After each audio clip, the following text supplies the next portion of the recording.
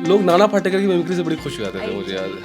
अच्छा है इधर आ बैठ जा, इधर आकर जाके बैरी चैन से सोवे वाकई जीवन को धिक्कार। हाँ, अभी कुछ आया है सीरीज, कुछ आया है तिग्मांशु धूलिया का, गर्मी आया है। हाँ, मिंकू है, मेरे घर का नाम मिंकू है। शुरुआती तौर पर जब मैं दिल्ली आया था तो बिहारी एक्सेंट था। सर के एक्सेंट के साथ प्रॉब्लम लाना तो मुझे लगता है ये तो राष्ट्रीय अधिकार है। वो तो चलता है। वक्त बदलता ज़रूर है और वक्त बीत जाता है, लेकिन एक वक्त से दूसरे वक्त का ये जो ट्रांजिशन होता है, जो बदलाव होता है, उसमें ज़रूरत होती है बहुत सलाहियत और सब्र की। जो ये सब्र और सलाहियत रख लेता है, कर लेता है, वो मंच कर सामने आता है। एक ऐसे ही बेहद मंजे हुए आर्टिस्ट से, कलाकार से हम आपको मिलवाने वाले हैं, जो आपको दिख जाएगा अगर आप इन दिनों तिग्मांशु धूलिया की ज़बरदस्त सीरीज़ देख रहे हैं। गर्मी सोनी लिव पर इन दिनों ये स्ट्रीम हुई है और ये गजब सीरीज़ है। इस सीरीज़ में एक किरदार ऐसा है जिसे अगर आपने देख लिया और समझ लिया तो मान लीजिए कि आपने कोड क्रैक कर लिया है। जी हाँ, ये जो कैरेक्टर है, मौर्य साहब का कैरेक्टर है, इसमें बहुत सारे पेच हैं। ये पेज कौन खोल रहे हैं? ये पेज खोल रहे हैं इस वक्त इन कैरेक्टर को अब हम रियल लाइफ में आपके लिए लेकर आए हैं। अनुराग ठाकुर हमारे साथ हैं इस वक्त। अनुराग, बहुत बहुत स्वागत है आपका। Thank you so much. कैसे हैं आप? मैं बहुत अच्छा हूँ, आप कैसे हैं? अनुराग, हर तरफ वाहवाही हो रही है तो इस वक्त तो मतलब कैसा लग रहा है? वो जो एक फर्स्ट रिएक्शन होता है ना, एक ऐसी सीरीज़ या फिल्म जिससे एक आर्टिस्ट जो एक इंतज़ार कर रहा हो कि जिसमें मेरी बेहतरीन परफॉर्मेंस दिखे, वो मुझे लगता है कि गर्मी है अनडाउटली अब तक की। कैसा लग रहा है इस वक्त? बहुत अच्छा लग रहा है और बहुत लंबा इंतज़ार रहा है। बहुत क्योंकि लंबा इंतज़ार। अगर शूट की बात करें तो 1.25 साल पहले शूट हुआ था, तब से भी इंतज़ार कर रहे थे हम, और अभी आया है और रिस्पॉन्स बहुत अच्छा आ रहा है, सभी बहुत खुश हैं, तो अच्छा है, काफ़ी अच्छा। बिल्कुल। तो चलिए, ये तो हम एक पड़ाव की बात कर रहे हैं जब हम गर्मी की बात करते हैं, लेकिन आपकी जर्नी बहुत लंबी रही है। कह सकते हैं कि उसमें उतार चढ़ाव भी बहुत रहे। तो हम जानना चाहेंगे एक्टिंग का ये जो कीड़ा है ना, ये कब काटा? क्योंकि पढ़ाई में भी मैंने जाना कि आप बहुत अच्छे थे, दिल्ली यूनिवर्सिटी से पढ़ाई कर रहे थे और बहनें आपकी बैंकर्स हैं, तो माँ बाप चाहते थे कि अनुराग भी कुछ ऐसा ही कर जाए, कोई वाइट कॉलर जॉब करे, बैठ जाए कि क्या हुआ, क्या ऐसा एग्जैक्टली सफ़र कहाँ से शुरू हुआ अनुराग का एक्टिंग की राह पर? आई थिंक बचपन से ही, शुरुआत से ही शायद वो कीड़ा था मेरे अंदर, आप कह सकते हैं। और मैं मिमिक्री करते थे आप मैं पहले? घर वालों की मिमिक्री करता था, मेरी बुआओं की मिमिक्री करता था और मौसियों की करता था, क्रिकेटर्स की करता था, एक्टर्स की करता था। किस क्रिकेटर को इस वक्त करते थे थोड़ा? मैं राहुल द्रविड़ करता था, मुझे याद है। दिनेश मोंगिया का एक स्टाइल था, सचिन तो ऑफ कोर्स सभी करते हैं, तो वो सब करता था मैं। तो मेरी बहन के दोस्त वगैरह आते थे तो कैसे करते थे जरा? अरे बहुत पहले करता था मैं। या अभी किसी किरदार की जो आपको लगता है कि बड़ी अच्छी कमाल की मिमिक्री आप कर सकते थे, करके देखिए। मुझे लोग नाना पाटेकर की मिमिक्री से बड़ी खुश हो जाते थे, मुझे याद है। अच्छा है इधर आ बैठ जा, इधर आकर। ये बहुत पहले करता था मैं, तो मुझे अब तो छोड़ दिया मैंने, जानबूझ के भी छोड़ा, क्योंकि उससे फिर एक्टिंग पे असर पड़ता है। तो मैं करता था, स्कूल में टीचर्स की करता था। मेरे एक टीचर थे इंग्लिश के, अमान अहमद, वो कहते थे मेरी मिमिक्री करो। और वो तो मुझे याद भी नहीं, बहुत पहले की बात है। डायरेक्टर सर थे, सबकी मैं करता था, कोई कुछ कहता था, कोई कुछ कहता था, तो मैं उनकी मिमिक्री करते करते करते करते एक दिन मुझे याद है, वही टीचर, मेरे इंग्लिश के टीचर ने कहा कि तुम बहुत अच्छी मिमिक्री करते हो, तो नेशनल स्कूल ऑफ ड्रामा जाना। अच्छा। क्लास 7th-8th की बात है, तो मैंने फर्स्ट टाइम तभी नेशनल स्कूल ऑफ ड्रामा का नाम सुना था। मुझे लगा कि जाऊंगा, एडमिशन हो, फीस दूंगा, एडमिशन हो जाएगी। लेकिन बहुत मुश्किल था आपका वहाँ? अरे बहुत मुश्किल था, क्योंकि मेरे दिमाग में बैठ गया था कि मुझे NSD ही करना है। और फिर दिल्ली आया, थिएटर स्टार्ट किया, तो उसमें ग्रेजुएशन मांगते हैं, ग्रेजुएट। तो मैंने उस टाइम थिएटर किया, ग्रेजुएट हुआ और मैंने अप्लाई किया, मुझे लगा हो जाएगा जाके, लेकिन भाई उसमें तो बहुत अलग क्राइटेरिया था। कितनी बार फेल हुए, कितनी बार रिजेक्ट किया NSD ने आपको? 6 बार मैंने अप्लाई किया और मैं फाइनल तक पहुंचता था। 4 बार मैं फाइनल तक भी पहुंचा, लेकिन नहीं हो पाया फॉर वट एवर रीजन्स। लेकिन मुझे लगा कि बहुत अच्छा था। एक कहते हैं ना कि मन का हो तो अच्छा, ना हो तो और भी अच्छा। जब होता है तो बुरा लग रहा होता है कि यार क्यों नहीं हो रहा मन का, लेकिन मुझे लगता है ज़रूरी था वो नहीं होना। वो नहीं था, इसीलिए आज यहाँ बैठा हूँ, इसीलिए आपसे बात कर रहा हूँ इतना खुल के, और इसीलिए आज मैं जो इंसान हूँ वो बिकॉज नहीं हुआ। और मज़ेदार रहा सफ़र, मज़ा नहीं, क्योंकि एक्टिंग का लक्ष्य रखकर ही आप NSD तक पहुँचे, और एक के बाद एक आपने 6 बार परीक्षाएं दी NSD में। अपीयर आप हुए। NST में जब ये हुआ कि 6 बार रिजेक्शन हुई, तब कहीं से आपके अंदर वो जो एक I have to be an artist वाला जज्बा था, क्या कहीं से वो हिट हुआ? उसके बाद फिर कैसे आपने अपने सफ़र को मोल्ड किया और आगे बढ़े? देखिए, जब फर्स्ट टाइम अटेम्प्ट दिया था ना, फर्स्ट अटेम्प्ट में, तो जब नहीं हुआ था तो मुझे लगता है मैं उतना तैयार नहीं था ऑनेस्टली। सेटबैक के लिए? हाँ, ऑफ कोर्स। और जब नहीं हुआ, मैं फर्स्ट राउंड भी क्लियर नहीं हुआ था फर्स्ट टाइम में, तो मैं बहुत रोया था उस टाइम, बहुत बुरा लगा था मुझे। फिर सेकंड अटेम्प्ट से मैं तैयार था, क्योंकि फर्स्ट अटेम्प्ट में आप 10 लोग की बातें सुनते हैं कि आप फोक गाना कीजिए, ये कीजिए, वो कीजिए, सब कुछ सुन के जाते हैं, तो आप ऐसे ही प्रेशर में रहते हैं। एंड फिर पता नहीं था कैसे प्रिपेयर करना है, बस वो होड़ थी कि जाना है, बस घुसना है। सेकंड टाइम से मैं थोड़ा शांत हो गया, थिएटर कर भी रहा था, मैंने बोला नहीं, शांति से आराम से प्रिपेयर करके जाऊँगा। तो वो स्पीच भेजते हैं, मोनोलॉग अपनी तरफ से, एक वो प्रिपेयर किया था, एक मैंने अपनी तरफ से किया था। तो मैं सेकंड राउंड में चला गया था। फिर मुझे लगा हाँ है, मेरे अंदर है, मैं कर सकता हूँ। धीरे धीरे करते करते करते करते फिर उस साल भी सिलेक्शन नहीं हुआ, तो फिर मुझे बुरा लगना कम हो गया। मुझे फिर बुरा नहीं लग रहा था, फिर मुझे लगा था कि हाँ कोई बात नहीं, हो जाएगा, अगले साल हो जाएगा। वो जो गाना है, इतना तरसे कि प्यास भी ना रही, कुछ वैसा हो। वैसा ही है, कह सकते हैं एक तरह से। लेकिन मैं थिएटर कर रहा था साथ साथ में ना, तो इसलिए मुझे कभी ये नहीं लगा कि मैं NSD में नहीं जा रहा हूँ तो कुछ नुकसान हो रहा है। क्योंकि मेरी जो टीचर है भारती शर्मा मैम, वो NSD से ही है, तो वो सिलेबस एक तरह से वैसा ही रहा है। बेसिकली जो आप क्योंकि चाहते थे वो हो रहा था, और आपकी जो एक्टिंग स्किल्स थी उन्हें फाइन ट्यून भी किया ही जा रहा था, कोचिंग आपको मिल रही थी, ट्रेनिंग आपको मिल रही थी, तो आपको लगा कि शायद मतलब कुछ ऐसा लॉस नहीं है NSD में नहीं जाना। और मोहित त्रिपाठी सर हैं रेनेसांस थिएटर सोसाइटी के, उनके साथ भी मैं कर रहा था और अभी भी कर ही रहा हूँ लगातार इतने सालों से। तो मुझे लगा कि यही तो करना था मुझे, ऐसा कुछ मैं ठप्पा लेके क्या कर लूँगा किसी इंस्टीट्यूट का। हाँ, एक बचपन की जिद थी, उस जिद के चक्कर में मैंने 6 बार दे दिया। 5 बार तो मैंने दिया, तो मुझे लगा कि हाँ ठीक है, एक बार लगा कि हो भी जाएगा, लेकिन आखिरी अटेम्प्ट मैंने जिद में दिया है कि नहीं करना है। और पता नहीं होता है कि दिल्ली आने के बाद आप करोगे क्या नेक्स्ट। FTI पता होता है, FTI मैंने एक अटेम्प्ट दिया था, रिटर्न नहीं हो पाया था क्लियर, लेकिन इसके बाद क्या, मुंबई जा नहीं सकते क्योंकि बहुत खर्चा है, नया शहर है, पता नहीं क्या होगा, तो NSD ही दिखता है। तो बस वही था कि करना है तो करना है भाई, लगे हुए थे। वो नहीं हुआ तो फिर हमने अपना ग्रुप बनाया 8-10 लोगों ने मिलके, मैं, लवली, नितिन, लोकेश, ये सब 5-6 लोगों ने मिलके अदम्य नाम से ग्रुप बनाया, और मैं लिखता था और मेरे कुछ फ्रेंड्स भी लिखते थे। तो खुद का लिखा नाटक हमने फिर किया। हमने बोला कि ये क्षितिज और रेनेसांस में तो हो ही रहा है जो चल रहा है, तो खुद का लिखा नाटक भी करते हैं ना, क्योंकि अच्छे नाटक कर लिए थे हमने यहाँ पे, क्लासिकल, अंधा युग, तुगलक, ऐसे ऐसे, और इम्प्रोवाइज्ड नाटक जैसे मैं भी बच्चन, मड आइलैंड, ये सब किया था हमने। तो दिल्ली में तो लोग जान रहे थे और लोग जुड़ना चाह रहे थे। मैंने कुछ नाटक लिखे हुए थे, हमारे दोस्तों ने लिखे हुए थे, हमने कहा कि चलो ठीक है, तो ऐसे काम करते हैं खुद के। तो हमने एक टेरेस लिया मयूर विहार में, ओपन टेरेस था मोहल्ले के बीच में, 3 आदर्श मोहल्ला, वहाँ पे हमारा पुराना थिएटर भी होता था रेनेसांस, तो और यादें जुड़ी हुई थी। हमने फिर नाटक करना शुरू किया, सेट बनाया, कूड़े से उठा उठा के सामान लाए, और पैसे तो होते नहीं थे, तो कम पैसों में कैसे नाटक कर सकते हैं, और बहुत मज़ा आया। जो एग्जैक्ट शुरुआत आपके करियर की है वो बिल्कुल वैसी ही है जैसे हम बड़े बड़े कलाकारों की देखते हैं, एक संघर्ष के साथ शुरू होती है, जैसे कभी मनोज वाजपेयी अपने सफ़र की बताते हैं या पंकज त्रिपाठी बताते हैं, और हमने देखा उन्हें ग्रेजुअली क्या बनते हुए हमने देखा, जिसे कहते हैं कि लोहा तप करके कुछ बनता है।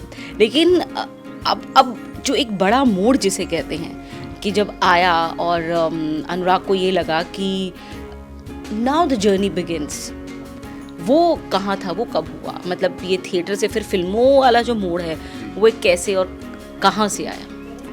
मुझे एक ऐड मिला था बहुत पहले, ड्रीम 11 का।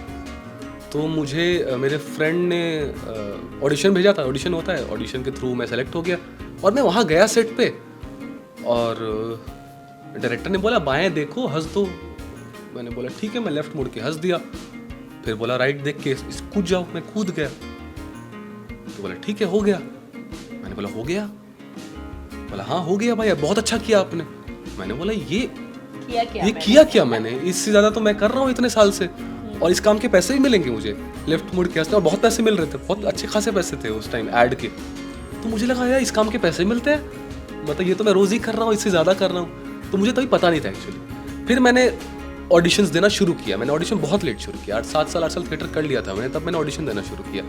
फिर मैंने तांडव नाम की एक सीरीज़ आई थी, उसमें एक दोस्त ने, फिर मुंबई में थे वो, उन्होंने फ़ोन किया कि भाई एक किरदार है शरत नाम का, और सुनील ग्रोवर जो हैं उनके साथ सीन था। तो मुझे लगा यार बहुत कमाल के इंसान है, बहुत कमाल के एक्टर है वो। उनके साथ सीन किया मैंने, उनको बहुत अच्छा लगा। उन्होंने मुझे, मैंने फर्स्ट डायलॉग बोला और उन्होंने कहा कि तुम थिएटर करते हो क्या? तो मैंने कहा जी सर।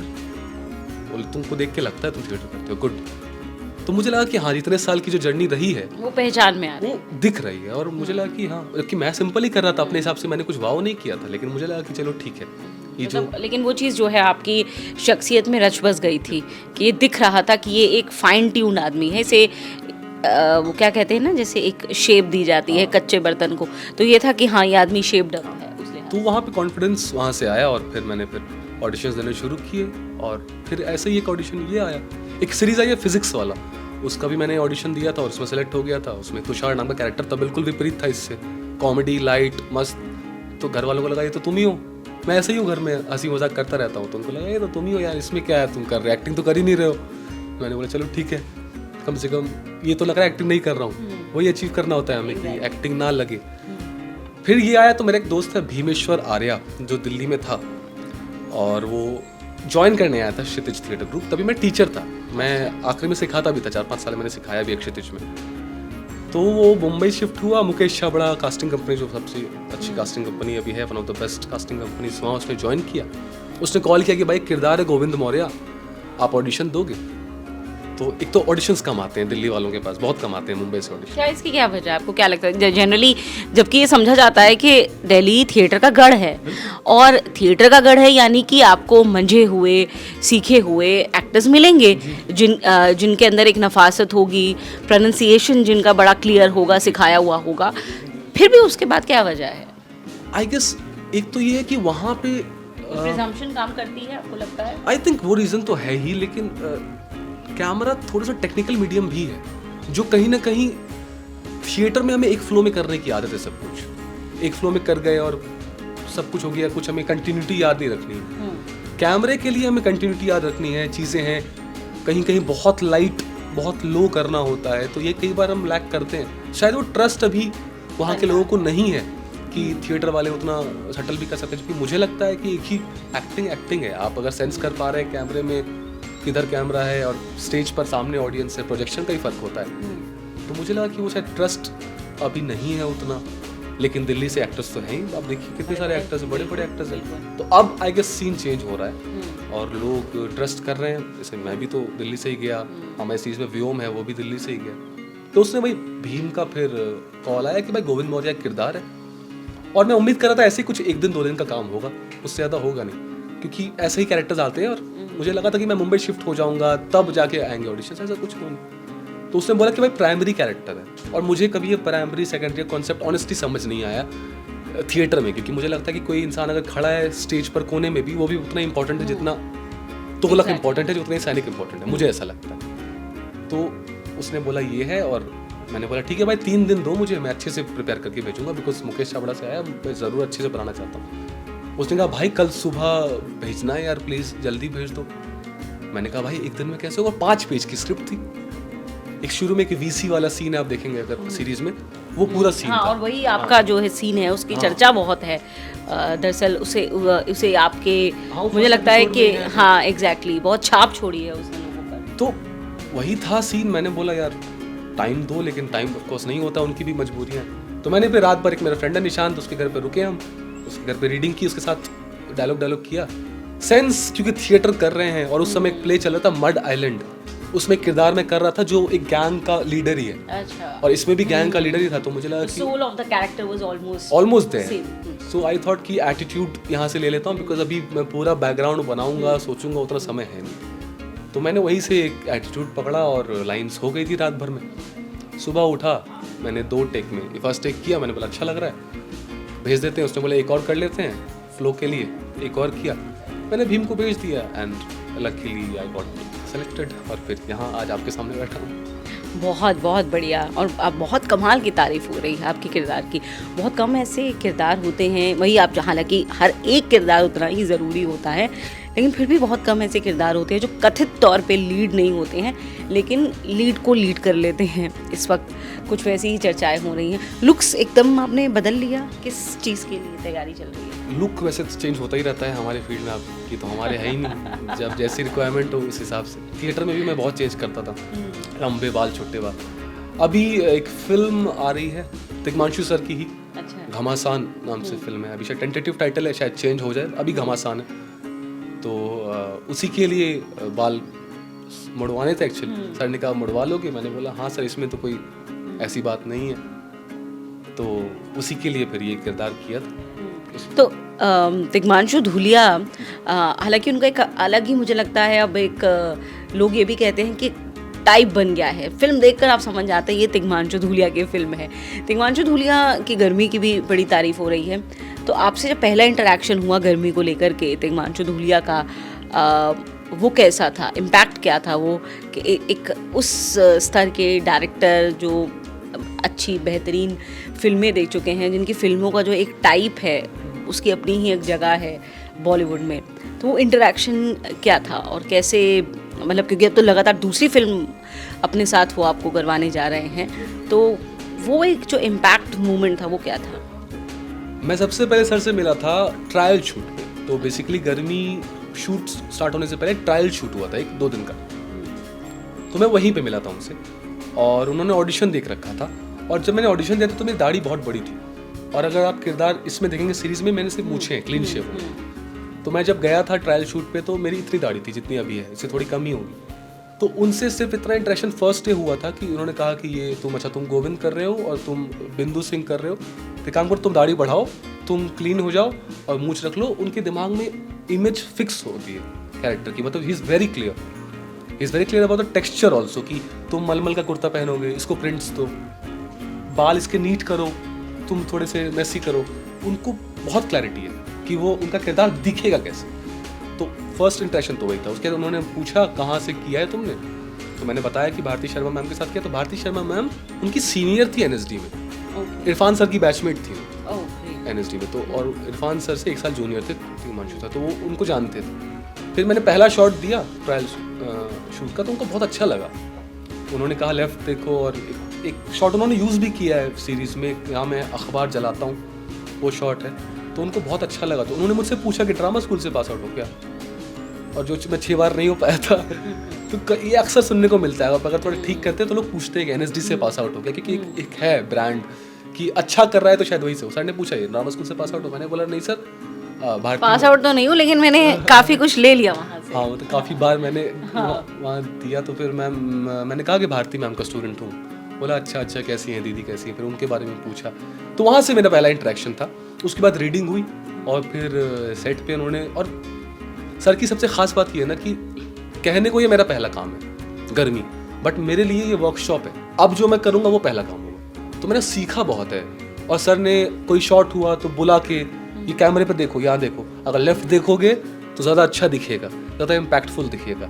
अभी ये लेंस लगा है, अभी ज़्यादा मूव करोगे तो लेंस से बाहर चले जाओगे। तो उन्होंने हर सेकेंड हर शॉट के बाद समझाया है हम सबको बुला के, बहुत पेशेंटली। तो मुझे लगता है कि मेरे लिए वर्कशॉप थी, इसलिए मुझे कभी ये नहीं लगा कि मैं गर्मी में एक्टिंग कर रहा हूँ किसी बहुत बड़े दिग्गज के साथ। एक टीचर के साथ कर रहा था मैं, और इसीलिए मुझे बहुत मज़ा आया सर के साथ काम करने में।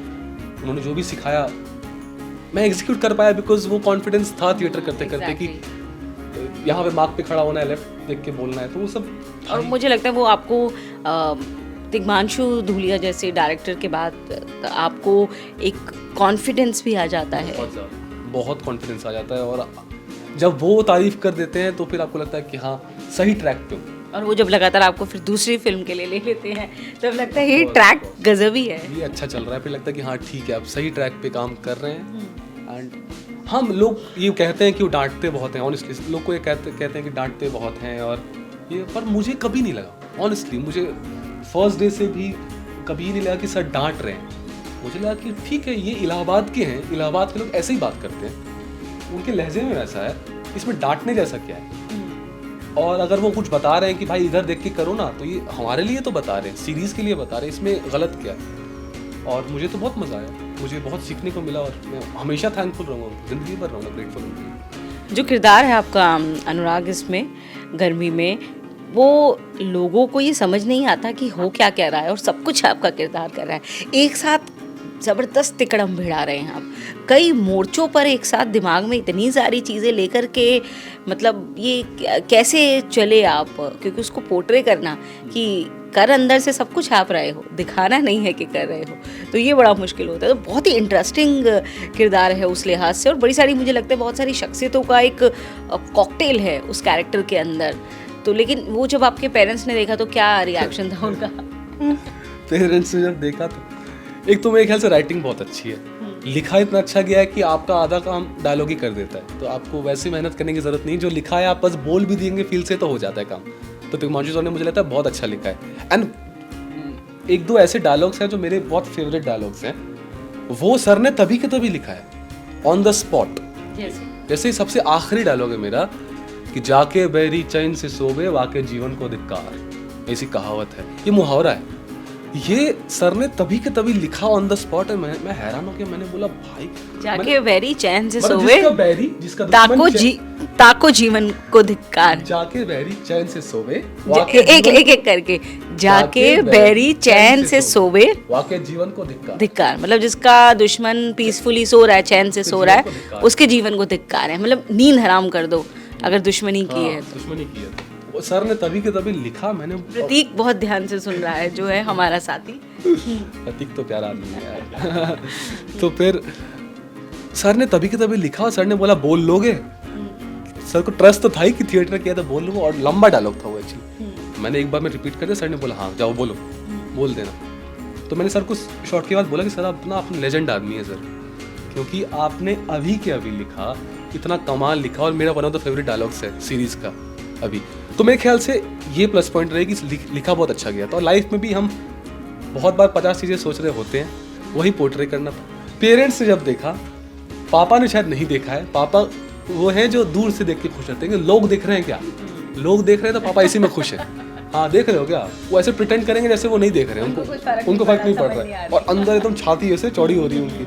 हाँ अभी कुछ आया है सीरीज, कुछ आया है तिग्मांशु धूलिया का, गर्मी आया है, हाँ मिंकू है, मेरे घर का नाम मिंकू है, टिपिकल फादर, वो दिखाएंगे नहीं और अंदर से बहुत खुश है।